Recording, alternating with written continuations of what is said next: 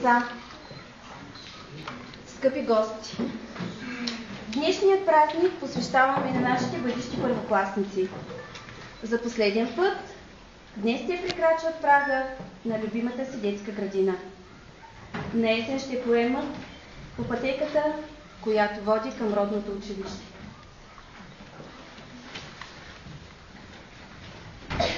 За 4 години ние пораснахме толкова големи, че сме вече ученици. Какво? Не вярвате ли? Тогава слушайте.